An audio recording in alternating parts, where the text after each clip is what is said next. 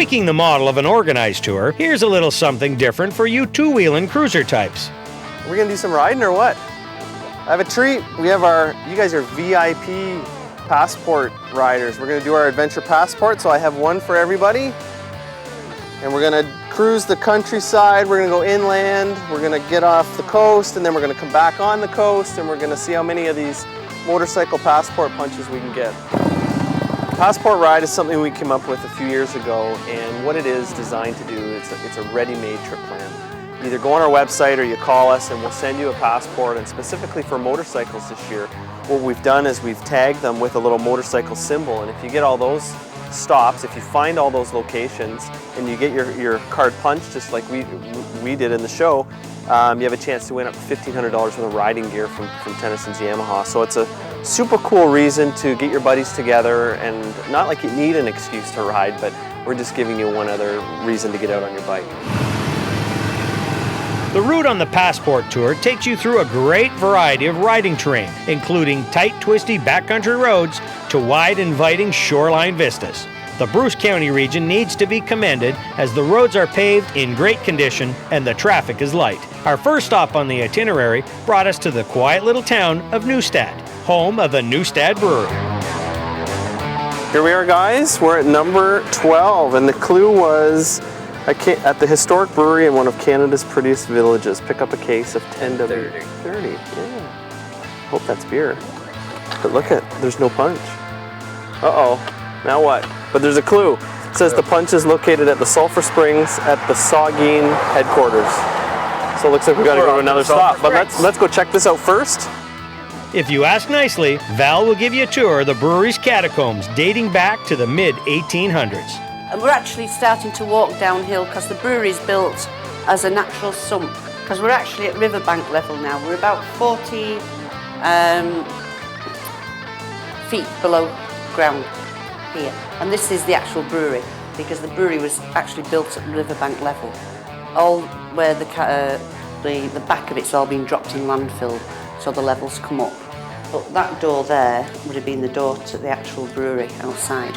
These would have all been storage chambers in here. Now, the next cavern is exactly the same size as this, right? Don't be frightened. Having finished up our very cool tour of the brewery, it was ride time. In addition to awesome scenery throughout the ride, what was really appealing to the tour group was that the destinations we would stop at encourage you to get off the bikes and explore the many unique places throughout the region. Even for our guests who were from the area, there was something new to be found. It's kind of embarrassing. There are a lot of these places I haven't been to previous, and it's very, very eye-opening. Oh, the passport system is great. It gets you to destinations you might not normally think about traveling to. And it's stuff you want to see. It's stuff you want to do, but it's stuff you never check off your list, you know? So if you can get out and do the passport, it gives you a little bit of incentive, you know, to travel to these places, to see the sights and do the activities that's involved with them. It's a great Bruce County adventure. We've had a couple of exciting days and incredibly hot weather. It is warm. Being on the Passport Tour, I have actually checked 3 or 4 items off my list just in one day. And it's been great. It's something that now I can say I have done that. After the route and scenics, completing the qualifications by which we define a good ride, comes good food. In many small towns along this route, you will find interesting pubs and restaurants that are welcoming to bikers and serve amazing grub. Even the restaurants on the trip have a bit of adventure to them and stories to be told. Everybody thinks that there's ghosts here, but the only 2 ghosts that I say would be here would be my Uncle Harley and my grandpa. They like I said, they've ran the hotel since 1919, and it was just a really proud moment, I guess, for me to be able to get it back into the family name and carry on some of their traditions and old family recipes, like my great-grandma's ribs and kraut, and just that home-cooked meal approach that we're really trying to promote. Grey Bruce area has a large diversity of different areas you want to check out. We went to see a lighthouse, and then in a half hour later we got to see a brewery. Half hour from that we're at the beach. 20 minutes from that we got to see some natural springs, and then you're in the bush, and we got to see some wildlife as well, all within probably less than 1 hour driving time from everything. So It's a great spot even for a day trip, though you can't do it justice in one day, but you can get a good feel for the area just in one day.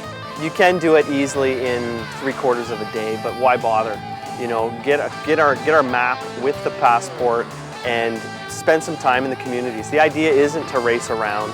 The idea is to stop, and at some of these places you can go for a little hike to see some secret stuff, or you can go to a brewery, or you can go to a lighthouse. You know, we want you to spend some time here. It's not a speed race by any means. The goal is designed to get you into places that we guarantee that you've never been before.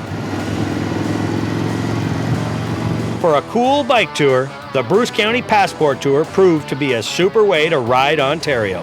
For more riding destinations to assist your planning, check out our GoRidingTV.com website.